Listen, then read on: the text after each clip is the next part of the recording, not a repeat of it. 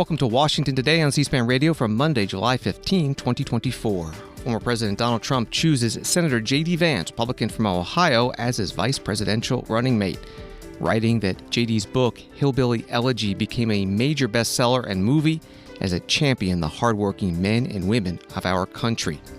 Republican National Convention begins in Milwaukee, start of 4 days, attended by tens of thousands of delegates, lawmakers, officials, volunteers, and reporters.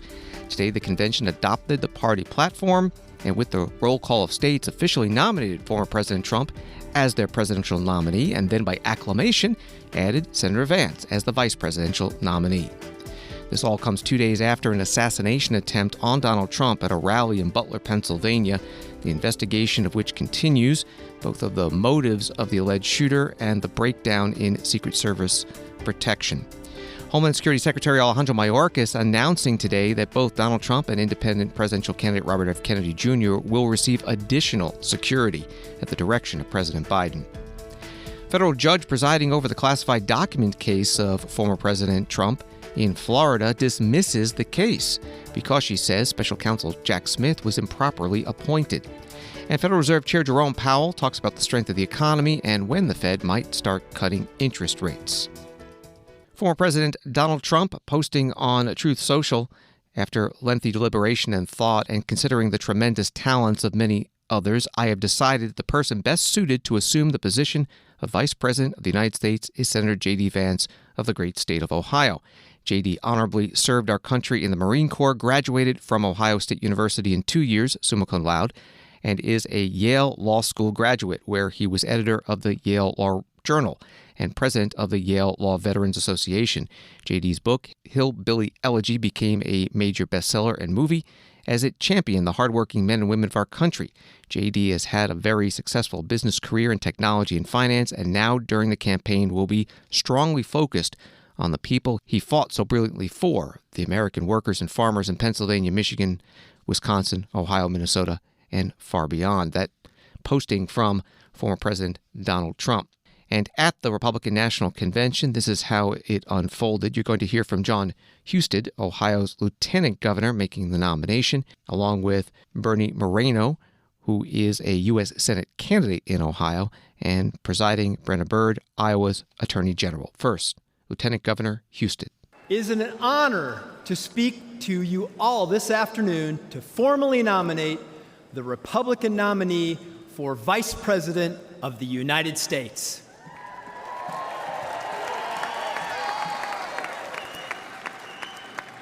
Ohio is the heart of it all, and that is certainly the case once again here today. The vice presidency is an office of sacred trust.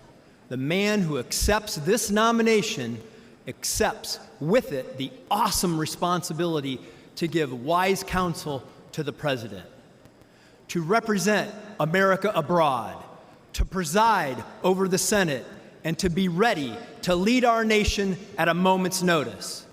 Such a man must have an America first attitude in his heart. He must, amen.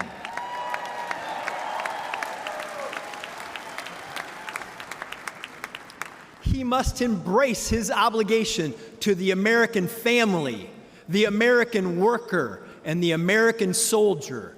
He must believe that America is exceptional.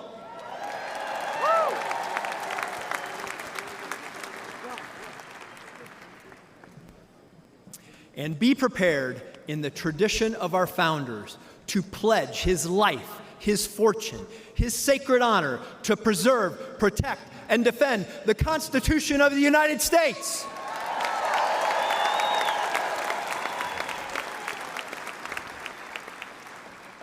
He must share the values and principles of our presidential nominee and be trusted to faithfully implement the will of the people. J.D. Vance is such a man.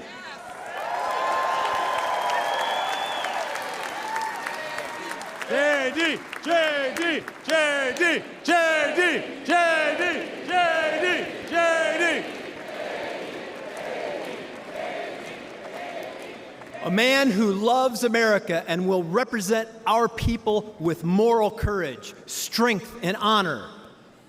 JD is a living embodiment of the American dream. He came from humble beginnings, and even as his life took him to places he might have never imagined, he never forgot where he came from. Ohio values are in his blood.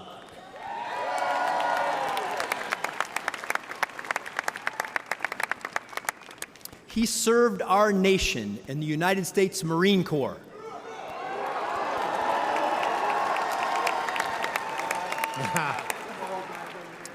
He is a graduate of The Ohio State University.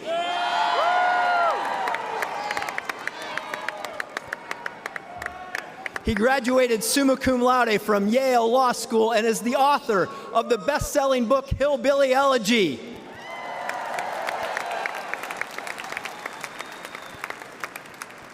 And he is a crusader for the people of the Ohio in the United States Senate.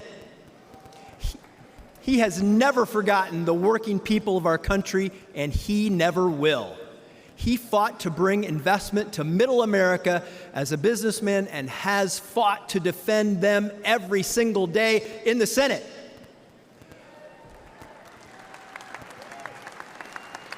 And this I know. He will faithfully stand by President Donald Trump's side as they win this election and change the course of our nation.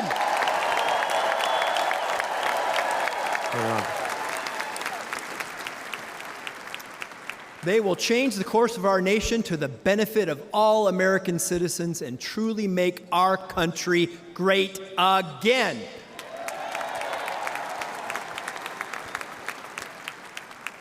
It is therefore my honor to nominate Ohio Senator J.D. Vance for the office of Vice President of the United States of America. Ohio Lieutenant Governor John Husted at the Republican National Convention in Milwaukee.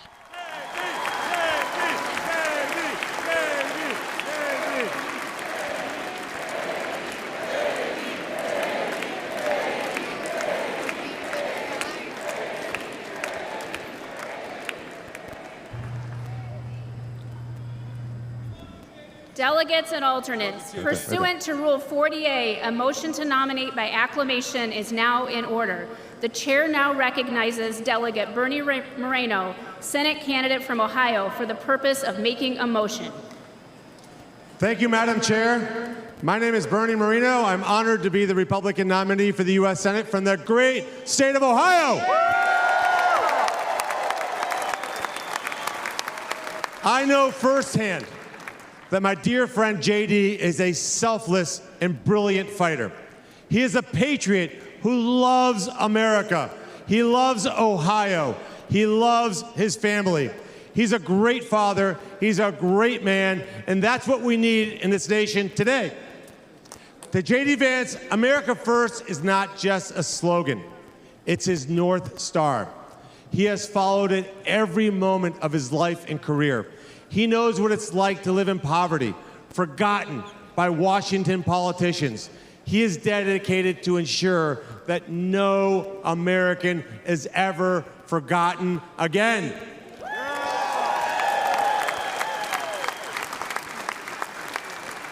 Madam Chair, it is a great honor to move that J.D. Vance be nominated by acclamation by this Republican National Convention as its candidate for the office of Vice President of the United States of America.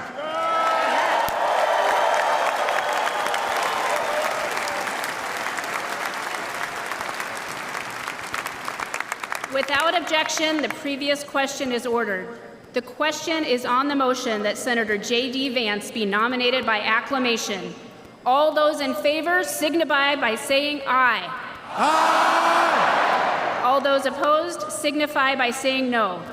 In the opinion of the chair, the ayes have it, and the motion is adopted. Without objection, the motion to reconsider is laid upon the table. At the Republican National Convention in Milwaukee today, that was Brenna Bird, Iowa Attorney General, presiding. You heard the nominating speech from John Husted, Ohio's Lieutenant Governor, and from Bernie Moreno, Republican from Ohio, a U.S. Senate candidate and a delegate to the convention, and Senator J.D. Vance, Republican from Ohio, first elected in 2022, is now officially the Republican vice presidential nominee. Some reaction from the Biden-Harris campaign, the chair, Jen O'Malley Dillon, releasing a statement that reads in part, Donald Trump picked J.D. Vance as his running mate because Vance will do what Mike Pence wouldn't on January 6th, bend over backwards to enable Trump and his extreme MAGA agenda, even if it means breaking the law and no matter the harm to the American people. As Trump's running mate, Vance will make it his mission to enact Trump's Project 2025 agenda at the expense of American families. This is someone who supports banning abortion nationwide while criticizing exceptions for rape and incest survivors, railed against the Affordable Care Act, including its protections for millions with pre-existing conditions, and has admitted he wouldn't have certified the free and fair election in 2020. Part of the statement from Jen O'Malley Dillon, chair of the Biden-Harris re-election campaign. This is C-SPAN Radio's Washington Today. What you just heard was at the very end of today's Republican National Convention session, day one in Milwaukee. We're going to take you back to the beginning, and RNC Chair Michael Whatley gaveling in and calling for a moment of reflection. This convention will come to order.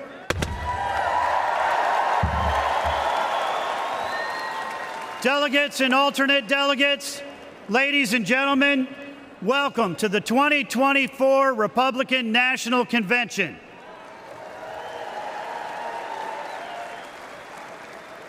Before we begin the official business of this convention, let us please take a moment of silence to reflect on the terrible events that took place in Butler, Pennsylvania, and to pray for the victims and their families. RNC Chair Michael Whatley opening up the convention in Milwaukee. Associated Press writes that the convention starts Monday, 2 days after Donald Trump was injured in an assassination attempt, with the violent scene at his campaign rally horrifying the country and amplifying already intense political divisions.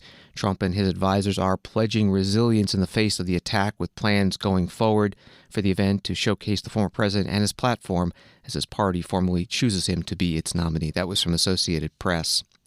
The attack in Butler, Pennsylvania on Saturday at the Trump rally killed one person and wounded two others.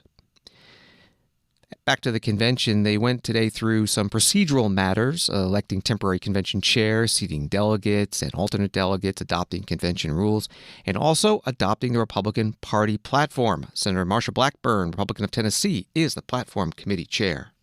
Last week, I had the honor of chairing the Republican Platform Committee, and I'm here today to report on our work. I would like to thank all the delegates who served on the committee and helped us produce a platform that all Americans can be proud of. It's a different kind of platform. It is not a laundry list of special interest wishes, but a succinct, clear agenda and a promise to the American people. I talked with our next president, Donald J. Trump, and he personally reviewed, edited, and approved our platform because he knows our platform is important. Every American can read our platform and know what we believe and how we will make America safer, stronger, wealthier, and greater than ever before.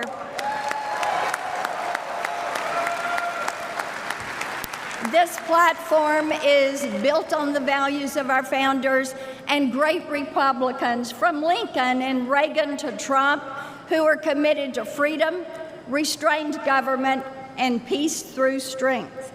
The platform contains 20 promises, including securing our border, getting inflation under control, restoring our energy dominance, defending our Constitution, protecting our Second Amendment rights, securing our country, restoring our military strength, and keeping boys out of girls' sports.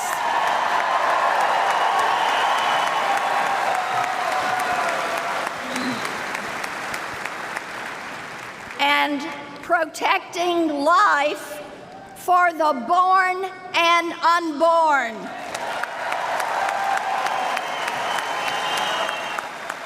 Senator Marsha Blackburn, Republican from Tennessee, the Republican Platform Committee Chair at today's RNC convention, day number 1 in Milwaukee. The platform was adopted by voice vote by the convention delegates.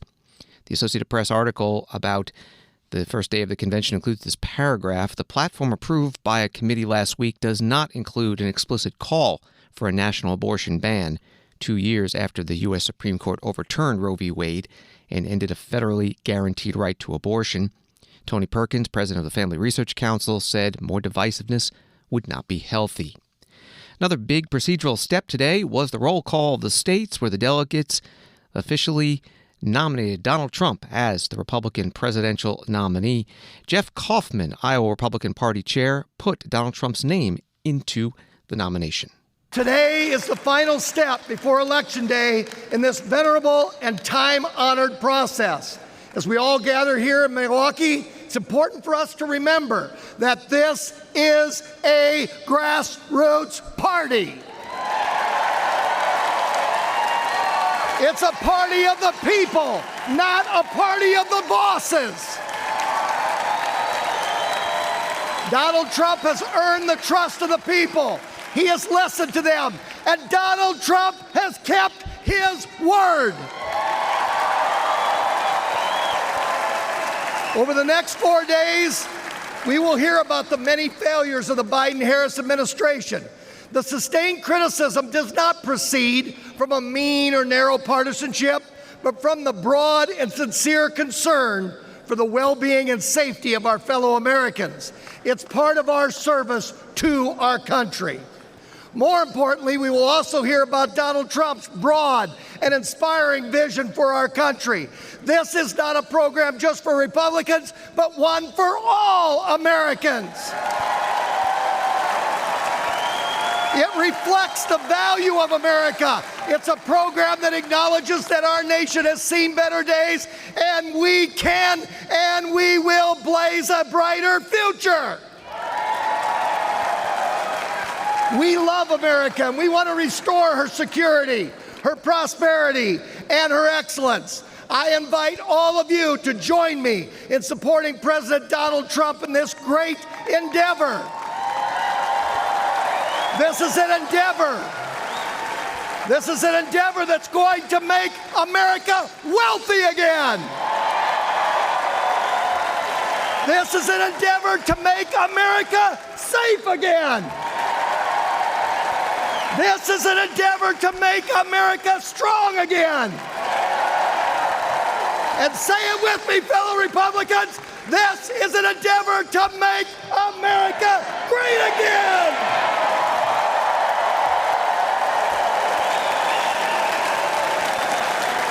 So here we go. It is my honor to nominate Donald J. Trump for the office of President of the United States. Jeff Kaufman, Iowa Republican Party chair at the Republican National Convention today in Milwaukee. By the way, those 4 themes that he mentioned are the themes of the 4 days of this convention. Today is Make America Wealthy Again. Tuesday, Make America Safe Again. Wednesday, Make America Strong once again. And Thursday, Make America Great once again. Well, after Donald Trump's name was put into nomination, it was the roll call of the states, one by one, and Florida was the one that put Donald Trump over the top with the more than 1,215 delegates needed for the nomination. Announcing for the Florida delegation, one of Donald Trump's sons, Eric Trump Jr., and presiding, Vicki Drummond, the convention secretary. Florida, 125 delegates. Madam Secretary and everybody in this great city,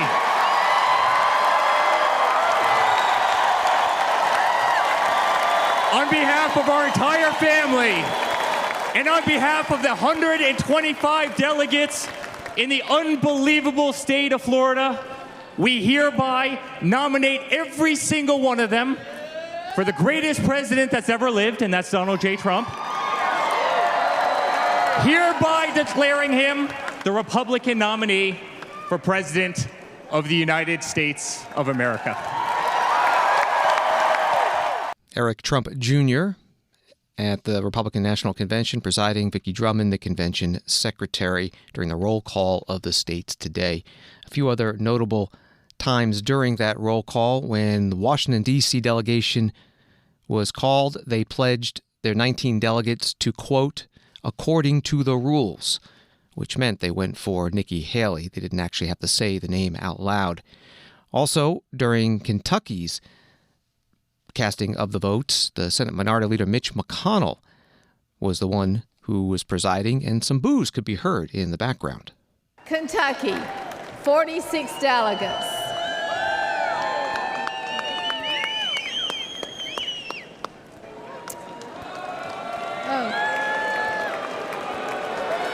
Madam Chairman, the Commonwealth of Kentucky proudly cast 46 votes for the next president, Donald J. Trump.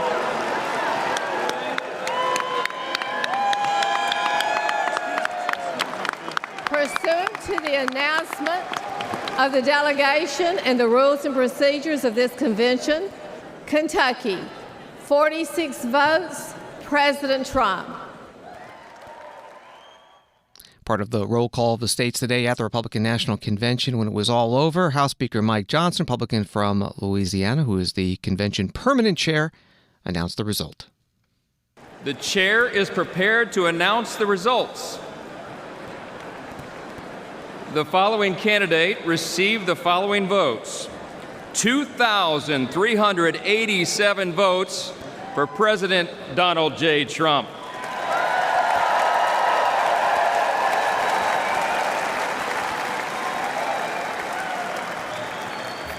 Let's make it official. Accordingly, the chair announces that President Donald J. Trump, having received a majority of the votes entitled to be cast at the convention, has been selected as the Republican Party nominee for President of the United States. House Speaker Mike Johnson. And later in the session, the chosen vice presidential candidate by former President Trump, now the nominee for president, Senator J.D. Vance, Republican from Ohio, by acclamation became officially the vice presidential nominee. And so the ticket is set this year for the Republican Party: Donald Trump as the presidential nominee and Senator J.D. Vance as the vice presidential nominee. They will be giving their speeches later this week. It's a 4-day convention.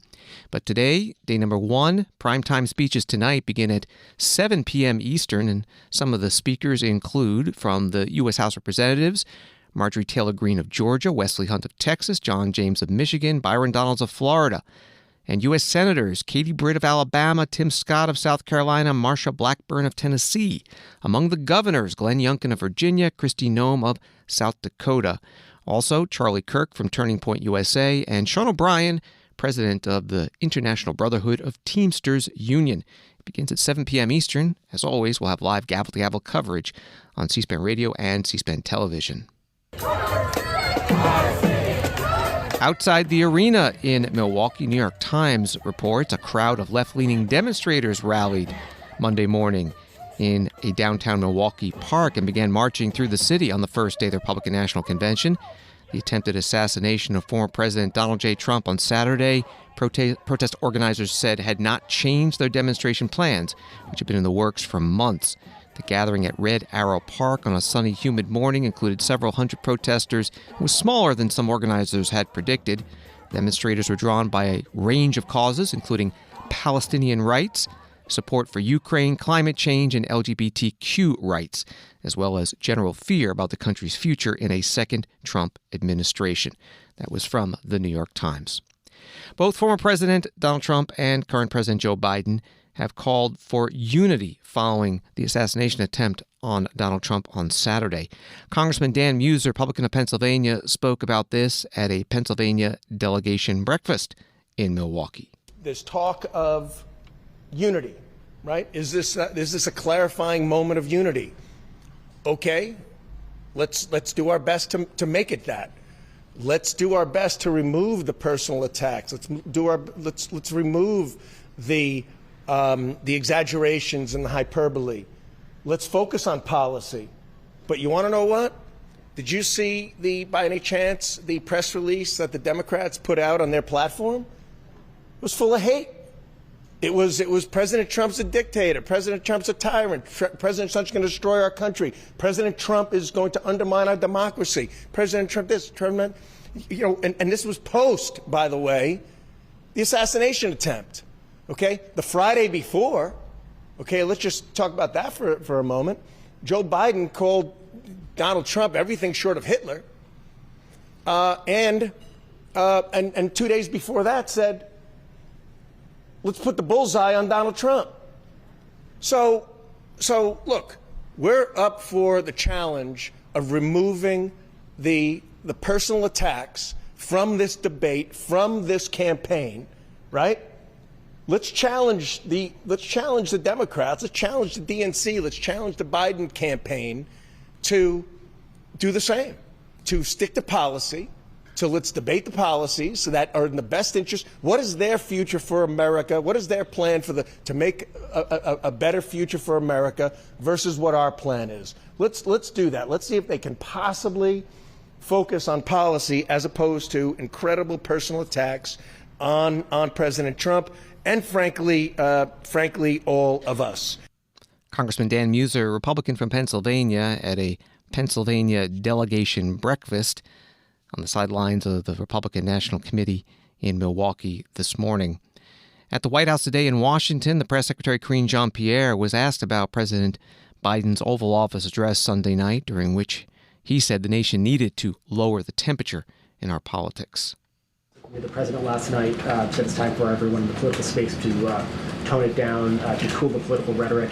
Does the president regret anything that he has said in the course of this campaign about his Republican rival or anybody else in the political space? Does he plan to adjust his rhetoric, or is it just a call for other people to make changes? So I want to just be very clear, and you know this. I've been asked about anytime there's violence, sadly, that comes up across the country. The president has always spoken out forcefully against violence, always.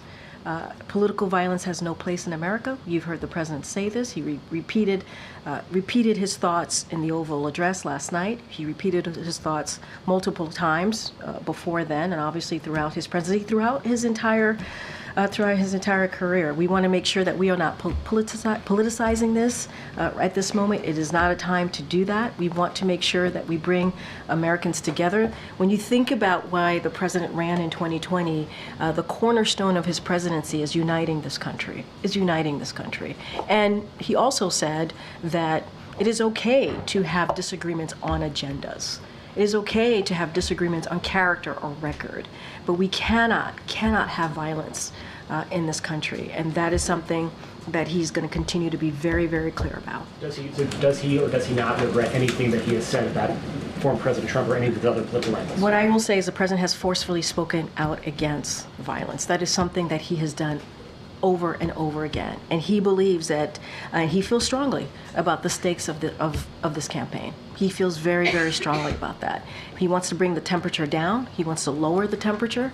It is important that we do that, and it is a moment that we come together, and that is what this president is all about, and he wants to continue to work on uniting this country. That's what he wants to focus on.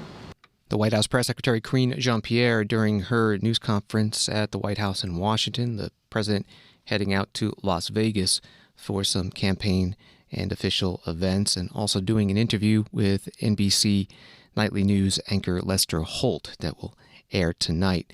Story from The Hill. Senate Homeland Security and Governmental Affairs Committee Chair Gary Peters, Democrat from Michigan, says he's asked for detailed briefings on the security situation at former President Trump's rally in Butler, Pennsylvania, and pledged to pursue a bipartisan investigation of the incident and a comprehensive assessment of campaign trail activity. Also, the House Oversight and Accountability Committee Chair James Comer, Republican of Kentucky, has announced an initial hearing with the Secret Service Director Kimberly Cheadle a week from today, July 22nd. More on this as the Homeland Security Secretary Alejandro Mayorkas joins the White House briefing when Washington Today continues in a moment. Hi, I'm Susan Swain. This summer, I'll be on the air from Milwaukee and Chicago for C-SPAN's live gavel-to-gavel convention coverage. It's been a mainstay of our network since 1984. What has changed in recent years is C-SPAN's funding, now challenged by the many homes who have opted to cut the cord. This summer, an anonymous donor is generously helping support C-SPAN with a matching gift campaign. Every dollar given will be matched up to $25,000. Please consider giving to support our no commentary convention coverage and all of C-SPAN's public affairs programming.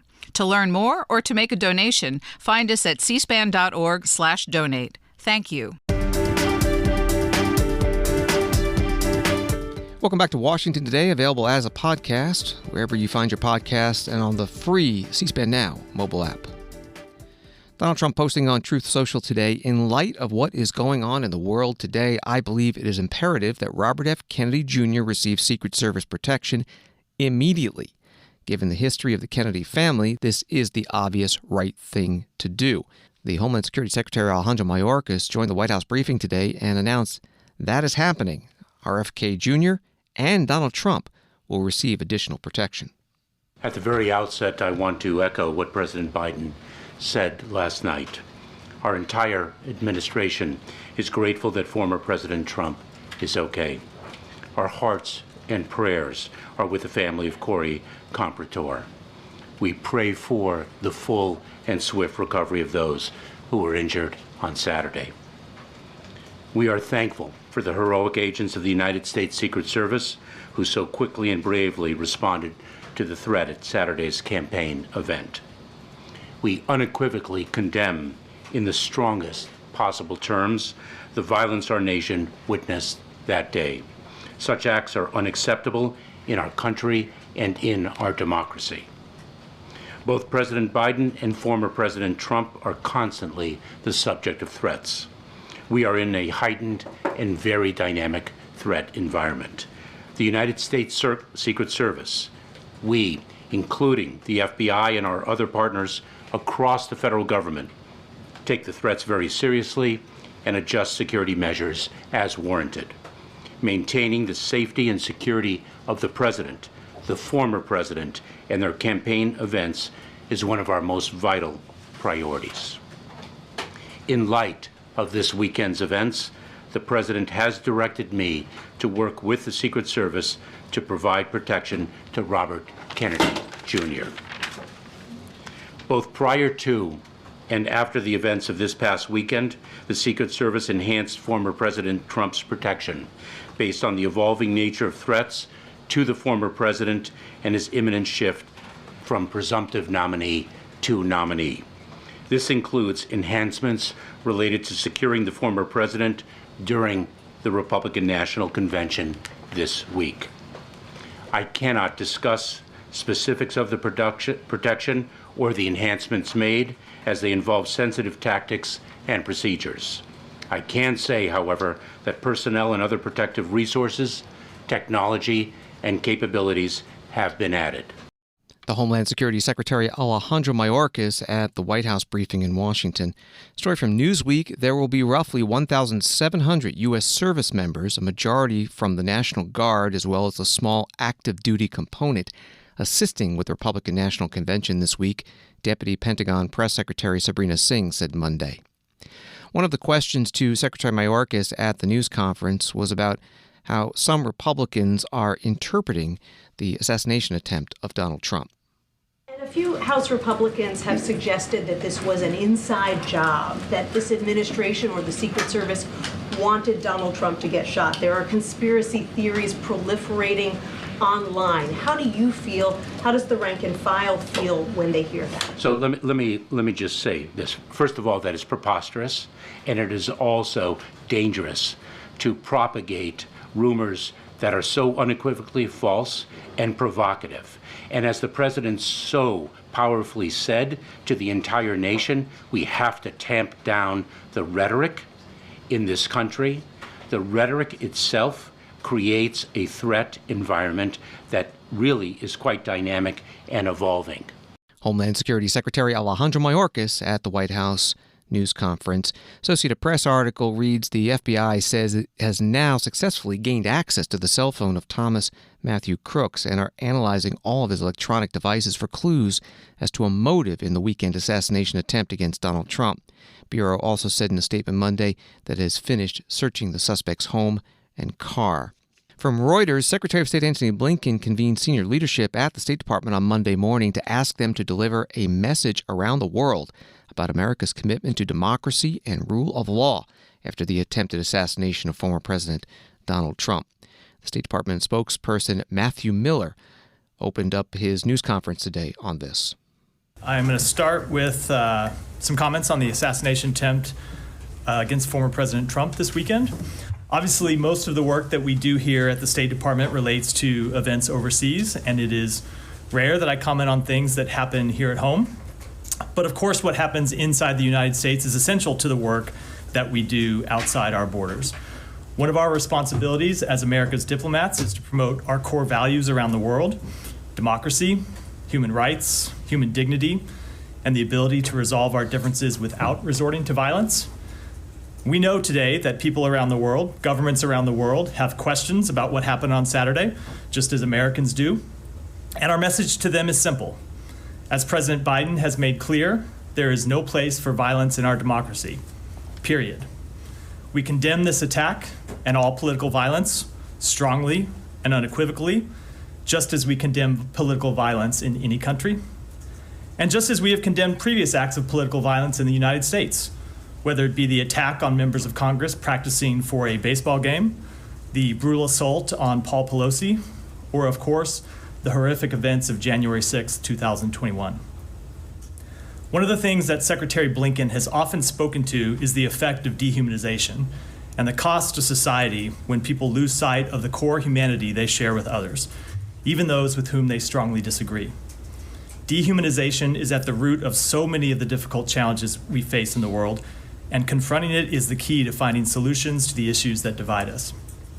So at this time, when people around the world have questions about our democracy, a big part of what we must do is show them how we respond as a nation. This morning, Secretary Blinken convened the senior leadership team here at the department to remind them that one of America's great strengths throughout our history has been our ability to reclaim our humanity, our fundamental decency after acts of tremendous violence and inhumanity. And he asked them to deliver that message around the world, to remind our allies and partners that America has faced trying times before, but that we have emerged from them stronger because of our core values that we share as a nation: a commitment to democracy, a respect for the rule of law, and a common aspiration not to let the things that divide us overwhelm those that bind us together. State Department spokesperson Matthew Miller opening up his news conference today at the State Department in Washington. Story from MSNBC. U.S. District Judge Aileen Cannon dismissed the classified documents case against Donald Trump on Monday. The Trump appointee wrote that Special Counsel Jack Smith's appointment violates the Appointments Clause of the U.S. Constitution. The ruling followed a hearing on the subject in which Trump and his supporters pressed that argument. In the Supreme Court immunity ruling earlier this month, Justice Clarence Thomas wrote a separate opinion raising questions about the lawfulness of Smith's appointment, which Cannon cited in her ruling dismissing the case against the former president. Cannon separately found another constitutional violation regarding Smith's funding under the Constitution's Appropriations Clause, which the defense also raised in the hearing. Smith can appeal the dismissal, and the Supreme Court may ultimately determine the lawfulness of Smith's appointment. That from MSNBC. Senator Mike Lee, Republican from Utah, was asked about this at an event hosted by the Heritage Foundation in Milwaukee as the Republican National Convention is happening in that city. Here's the question from Molly Hemingway, editor-in-chief of the online magazine The Federalist. We also got this news this morning that Judge Aileen Cannon, the federal judge in Florida, has dismissed the classified documents case against President Trump. And interestingly enough, it was on the grounds, I haven't gotten to read anything yet, so I'm excited to read more about this. But I believe it was on the grounds that the Jack Smith appointment as special prosecutor was illegal. Yes. And this is something that Justice Clarence Thomas had raised in his recent was it a concurrence? Yeah, in raising concerns about whether the appointment of special counsels is constitutional. So I'm just curious what your thoughts are on that issue. I don't know if you got to read Justice Thomas's concurrence. Yeah, I did read his concurring opinion. I haven't had the chance yet to read this morning's court ruling from Florida. But I will say this, it's with good reason that the Constitution limits who can do what in the executive branch pretty aggressively. I mean, to have a significant pivotal role in any executive branch government, normally you need to be operating as someone who was appointed by the president, who's been confirmed by the Senate, and who also serves at the pleasure of the president. And it's with good reason that the Constitution limits that power, that somebody who couldn't take a job like that and carry out, because remember, the President of the United States is, in effect, the living embodiment of the entire executive branch. And it's important to have a connection of accountability, because it's the President who is accountable to the people. And if you don't have that, you've got a problem. Senator Mike Lee, Republican from Utah, interviewed by Molly Hemingway, editor-in-chief of the online magazine The Federalist, at a Heritage Foundation program in Milwaukee as the Republican National Convention gets underway there. Former President Donald Trump posting on Truth Social, as we move forward in uniting our nation after the horrific events on Saturday, this dismissal of the lawless indictment in Florida should be just the first step, followed quickly by the dismissal of all the witch hunts. The Democrat Justice Department coordinated all of these political attacks, which are an election interference conspiracy against Joe Biden's political opponent, me. U.S. Senate Majority Leader Chuck Schumer, Democrat from New York, putting out a statement. This breathtakingly misguided ruling flies in the face of long-accepted practice and repetitive judicial precedents. It is wrong on the law and must be appealed immediately. This is further evidence that Judge Cannon cannot handle the case impartially and must be reassigned. Federal Reserve Chair Jerome Powell, writes Associated Press, said Monday that the Fed is becoming more convinced that inflation is headed back to its 2% target, and said the Fed would cut rates before the pace of price increases actually reached that point. Powell declined to provide any hints of when the first rate cut would occur, but most economists and investors expect the central bank to begin cutting its key rate in September from its 23-year high, though a few now envision a rate cut as early as the Fed's next meeting later this month. The futures markets expect additional rate cuts in November and December. That was from Associated Press. Fed Chair Powell was interviewed today by David Rubenstein, president of the Economic Club of Washington. There are a few billion people in the world who are waiting to see what interest rates are going to be doing. Do you have any insights on where interest rates might be going? So I'm going to take that as a great opportunity to talk a little bit about the economy and then talk about where that leaves us with policy. So I would just start by saying that the U.S. economy has performed really remarkably well over the last couple of years. 2023, last year, was a year in which the economy grew well above 3%. The labor market remained very strong, unemployment remained very low, and inflation came down at quite a sharp pace, particularly in the second half of the year, by a very large amount. And that forecast was almost unheard of. It was unheard of before 2023. So big upside surprise that year. This year, we had expected the economy to slow a bit gradually, the labor market to continue to gradually cool off after being overheated a couple of years ago, and inflation to continue to make progress. And something like that is basically what has happened. The economy is growing now at about 1.5% in the first half of the year. Most forecasters have about a 2% growth rate for the full year. The labor market, again, has moved into better and better balance to the point where I think you can now say it's essentially no tighter than it was in 2019 before the pandemic. Remember that the labor market of 2019 was a very strong labor market. So we're back to that place, no longer overheated. On inflation, in the first quarter, we didn't make any more progress. The second quarter, actually, we did make some more progress. We've had now 3 better readings, and if you average them, that's a pretty good pace. So turning to policy, your question, what we've said is that we didn't think it would be appropriate to begin to loosen policy until we had greater confidence that inflation was moving sustainably down to 2%. We've been waiting on that, and I would say we didn't gain any additional confidence in the first quarter, but the 3 readings in the second quarter, including the one from last week, do add somewhat to confidence. We've also said that we're a dual mandate bank. For a long time since inflation arrived, it's been appropriate to focus mainly on inflation. But now that inflation has come down and the labor market has indeed cooled off, we're going to be looking at both mandates. They're in much better balance, and that means that if we were to see an unexpected weakening in the labor market, then that might also be a reason for reaction by us. Okay, I think I understand. So to put it in terms I can for sure understand, the markets are suggesting, the futures markets, that there's a 90% chance that the Fed will lower its discount rate in September. Do you think the markets know what they're talking about? So today I'm not going to be sending any signals one way or the other on any particular meeting. So just to ruin the fun right at the beginning. I simply, we're going to make these decisions meeting by meeting, and we're going to make them on the basis of the data as they come in, the evolving data, the evolving outlook, and also the balance of risks now that the two mandates are basically close to being in balance. The Federal Reserve Chair Jerome Powell interviewed by David Rubenstein, president of the Economic Club of Washington. The next Fed meeting is July 30th and 31st. On Wall Street today, the Dow up 210, Nasdaq up 74, S&P up 15. Thanks for listening to Washington Today. Have a great night.